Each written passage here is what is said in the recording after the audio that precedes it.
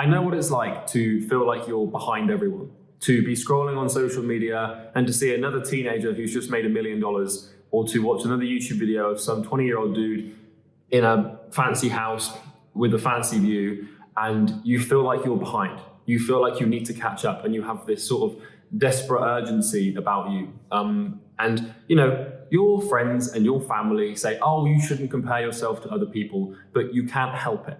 So the first step to catching up and no longer feeling like you're being left behind is basically to remove any side quests. So success is really just about focus. And I'm not talking about focus in terms of, you know, what you actually do in a day. I'm talking about macro focus, which means you're just looking at one thing, having one business with one market, with one niche, ideally with just one product. A lot of people, as they start to become successful, as they start to explore entrepreneurship, they start to get sidetracked by their own ego, like materialistic gains, or they start traveling, or they start networking and doing all these things that you just don't really need to do. And so I call these side quests. So if you're in a video game and there's a main quest line and the completion of that game revolves around the main quest line, well, the developers of the game are going to put side quests, which are basically distractions away from the main thing. And as you're chasing success and trying to become, you know, entrepreneurially or career-wise successful, there's going to be all of these people on this quest line of life trying to pull you away and drag you away. There's going to be advertisements, there's going to be influencers, lots of stuff. And the more side quests that you embark on, the further away you get from your goal. So if you can learn to remove these side quests and just keep your eye on the prize and not get sidetracked, you're way more likely to be successful.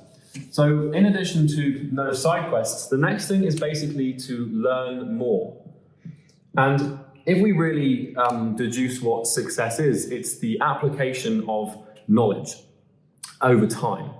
And by learning things and by developing our knowledge and by improving your mind, you enable yourself to have a wider pool of information to pull on, which means you're more likely to make the right decisions. And if you feel like a lot of people are ahead of you, a large part of that is going to be because they're more intelligent than you and they're smarter than you, and they can think more clearly and make more effective decisions than you can. The only way that you're going to catch up with them is to learn more than them. And basically what that means is to learn quickly and to learn fast. And I'm not talking about like learning from your mistakes and all that generalized advice. I'm talking about reading. Replace all of your spare time with reading if you can. And not just like Millionaire Fast Lane or The Way of the Superior Man or any of this new age crap. Study old knowledge, study the Stoics, study history. You can still read business books, but learn as much as you can, as fast as you can. For example, I make around $10 million a year. I have my dream life, and I still feel like I'm behind sometimes. There are people of my age and, you know, a couple of years ahead of me who are way richer and way more successful.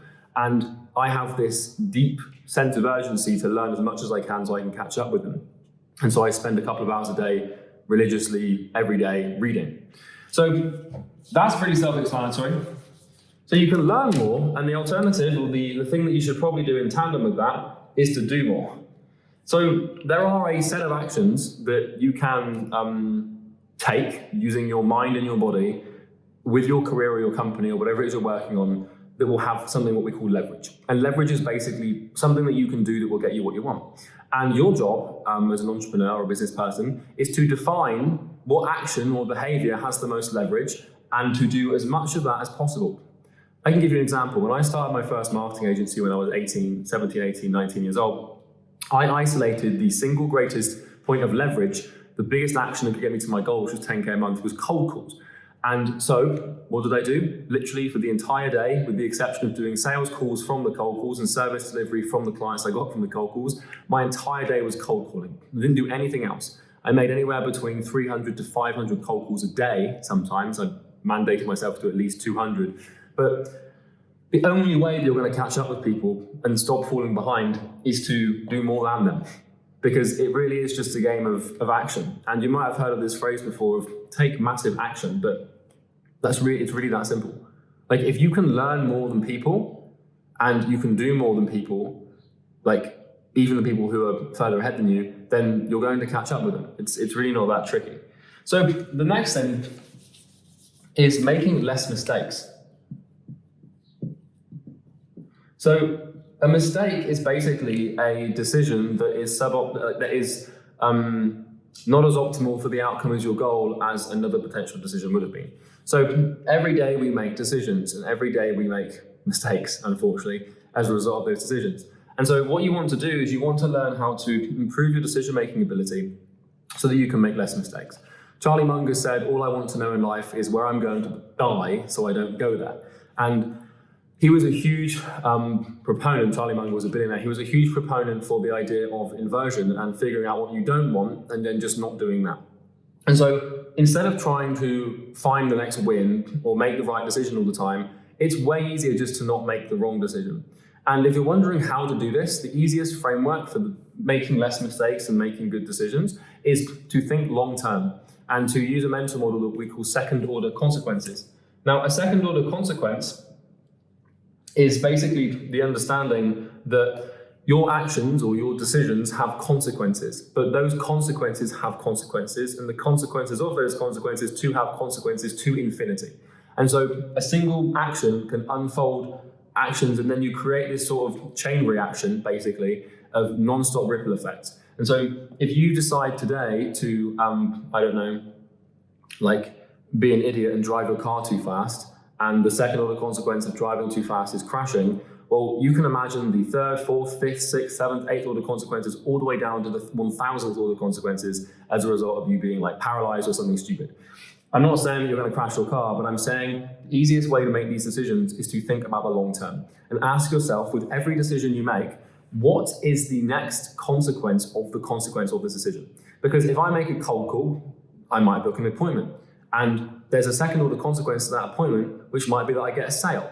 And there's the fourth order consequence of that could be that I gain more confidence and feel more good about the business, and I'm taking more action and reinforcing me to do more cold calls, which is the fifth order consequence. And the sixth order consequence of that is more clients. And the seventh order consequence of that is I move out of my parents. And the eighth order consequence of that is that I now feel like I'm my own man, I work harder, I do more. Like, you can map these time horizons, these effect horizons, and really you just want to avoid mistakes.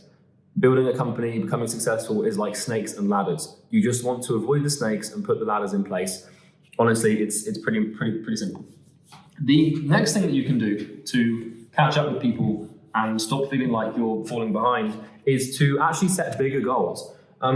Because what you'll find interesting as you become successful and as you develop yourself is you will hit your goals. If you want it bad enough and you give yourself enough time and you become smart enough and intelligent enough and you do a lot and you stop making mistakes, then you're going to hit your goal. And the only true limit to your potential is your objective. And what that means is you're only going to be able to achieve as much as you tell yourself you want to achieve, if that makes sense.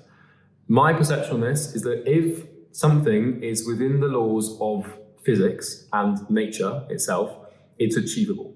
So, for example, when all of the like space expeditions to the moon went, that only happened because some crazy person thought we could go to the moon.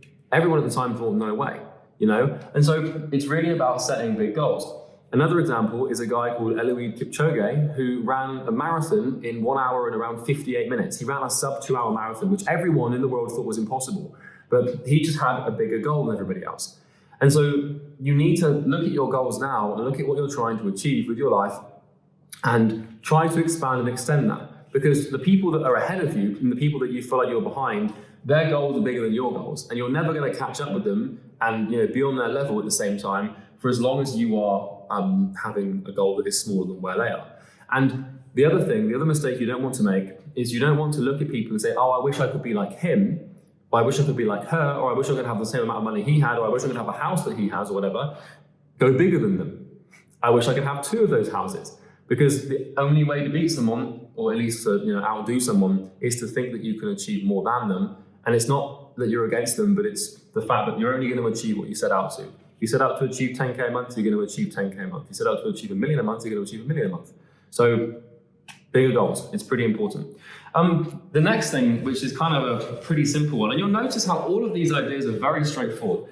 I'm not giving you any crazy, intangible, theory-crafted rocket science here.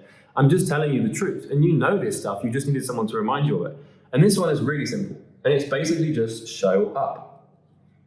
And showing up is basically just be consistent.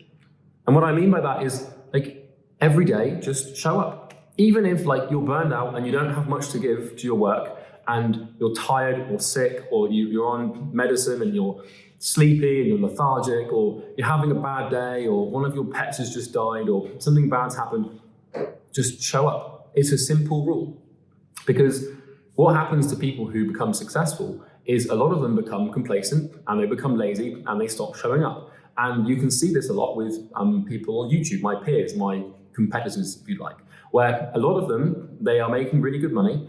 And after a while, you just start to see inconsistencies in their YouTube postings. And you start to see inconsistencies in their email list, in their product, in their marketing. And they just basically stop showing up. They become comfortable and complacent. And the good news here is all the people that you feel like you're behind, a lot of them do fall prey to this. And so if you can just consistently show up, and even once you're successful, consistently show up, you're fine. And showing up is literally just about walking to your desk and not opening any rubbish. Like if you need to work on a onboarding document for the day, then all you have to do every day is just walk to your desk and open that document and sit at your desk until it's done. It's very straightforward, it's very simple, and a lot of people cannot do this. And so if you want to catch up with them, or at least get ahead of everybody else, just show up, man. It's really simple. The next thing that you can do is slightly more complicated, which is isolate asymmetry.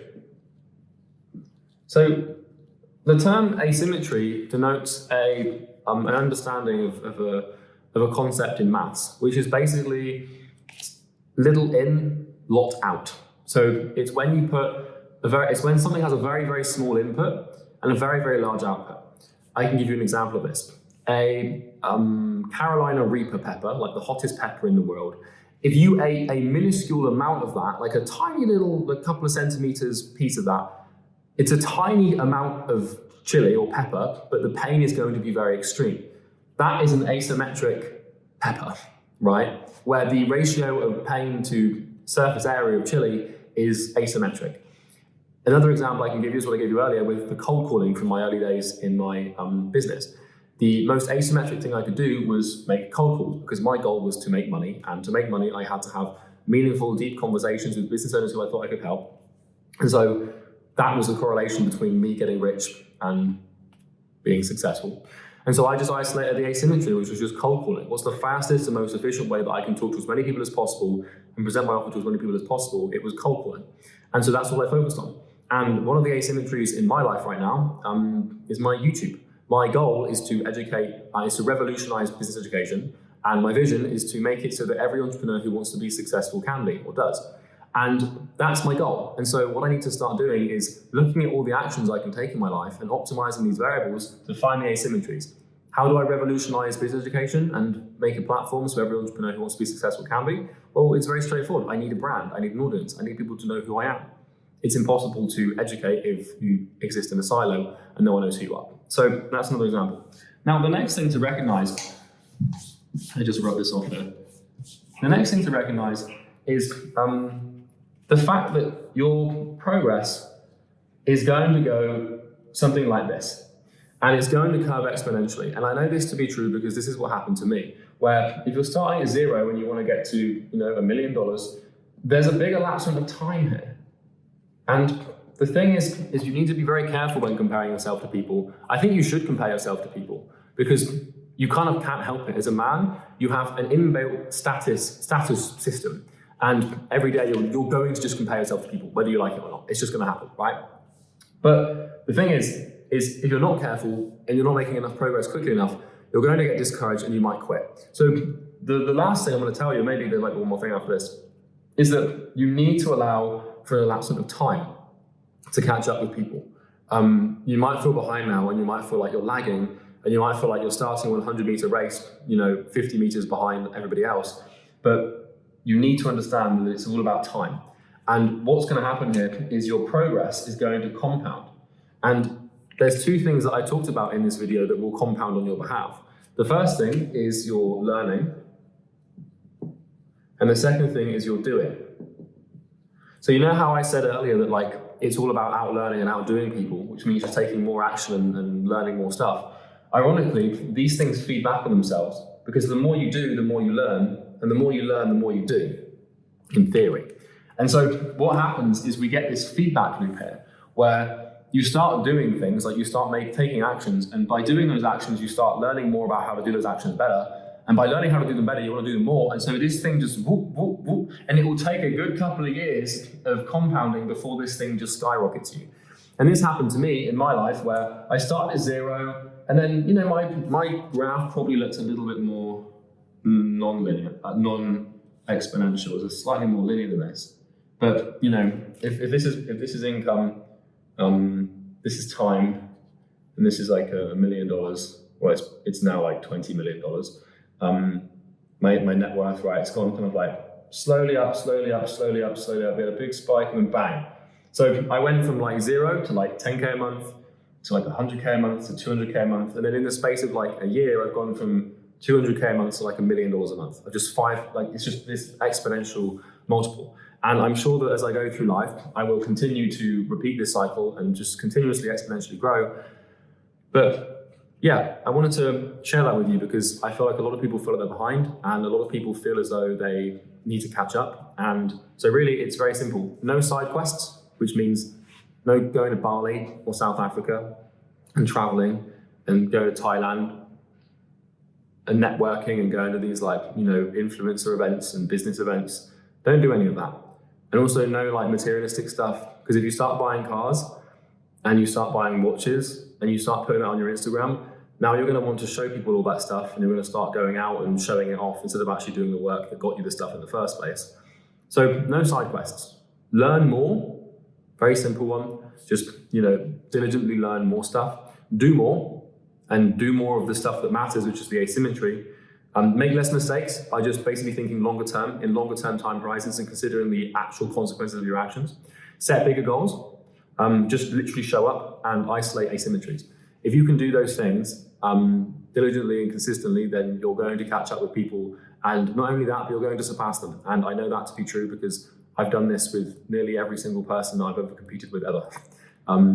Where a lot of them I was like kind of intimidated by at the beginning of my journey, and now I make more money than them, and they, you know, they're like, oh, well, how did that happen?